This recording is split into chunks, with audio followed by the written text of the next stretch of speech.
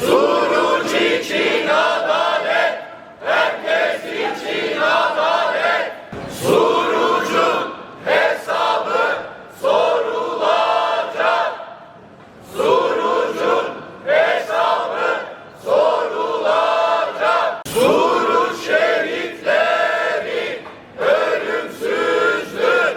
Surucu unutma, unutturma. Yaşasın devrimci dayanışma. Suruç'a ve Ankara hesap sormaya. Birleşe, birleşe kazanacağız. Yaşasın devrim ve sosyalizm. Hiçbir düş yarın kalmayacak. Yıkılmış bir kenti yeniden inşa etmek için yola çıkan çoğu üniversite öğrencisi, yüzlerce kişi mola verdikleri Urfa'nın Suruç ilçesinde canlı bombalı bir saldırıya uğradı.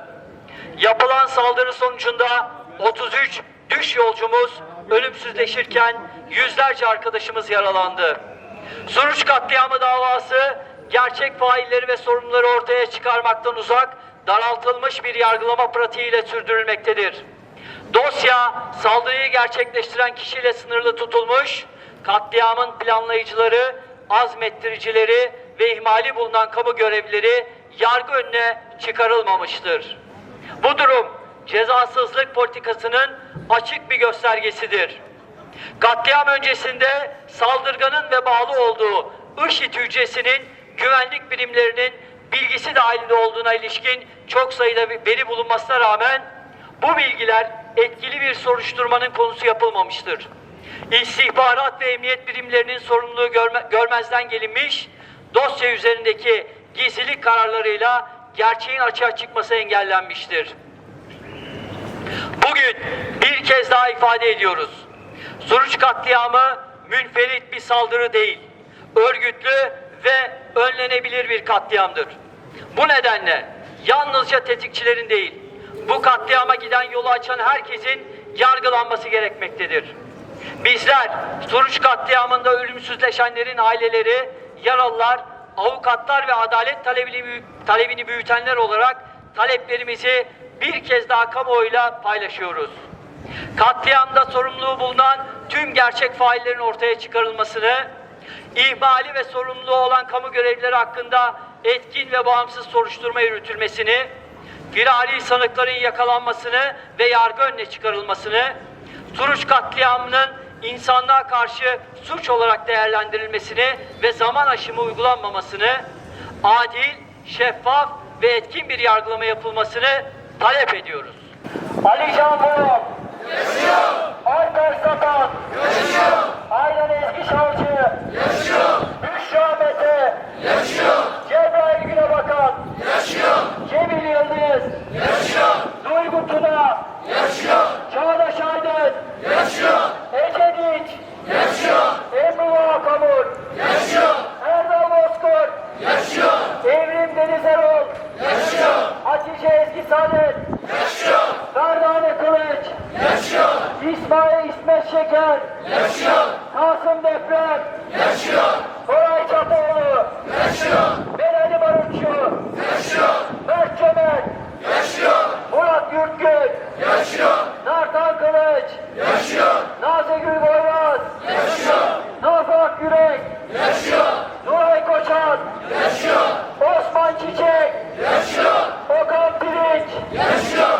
Polen Ünlü, yaşıyor! Serhat Devrim, yaşıyor! Süleyman Aksu, yaşıyor! Uğur Özkan, yaşıyor! Vatan Budak, yaşıyor! Veysel Özdemir, yaşıyor! Yunus Emre Şen, yaşıyor! Suruç şehitleri ölümsüzdür! Suruç şehitleri ölümsüzdür. Suruç katliamı münferit bir olay değildir. Bu topraklarda itiraz eden herkese karşı örgütlü ve planlı bir biçimde gerçekleştirilmiştir.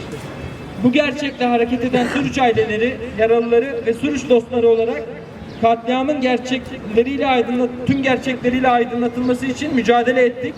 etmeye de devam edeceğiz. Dış yolcularımız şahsında verdiğimiz mücadeleyi kriminalize etmeye çalışanlara karşı Suriç için adalet, herkes için adalet demekten vazgeçmeyeceğiz. Tutuklanan arkadaşlarımız derhal serbest bırakılsın. Adalet mücadelemiz dosya konusu yapılmaktan vazgeçilsin. Suriç için adalet, herkes için adalet, hiçbir düş yarım kalmayacak. Suruç Aileleri İnisiyatifi. Suruç için adalet, herkes için adalet.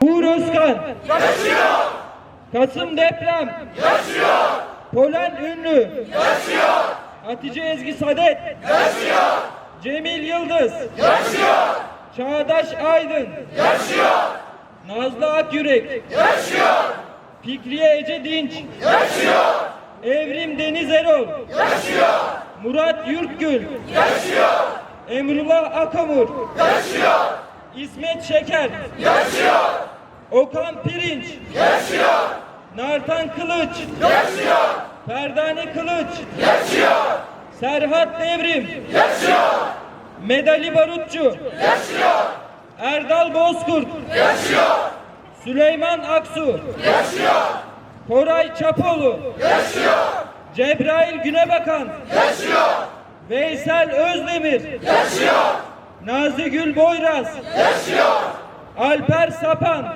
yaşıyor, Alican Vural, yaşıyor, Osman Çiçek, yaşıyor, Vatan Budak, yaşıyor, Büşra Mete, yaşıyor, Yunus Emre Şen, yaşıyor, Aydan Ezgi Şalcı, yaşıyor, Mert Cömert, yaşıyor, Duygu Tuna, yaşıyor,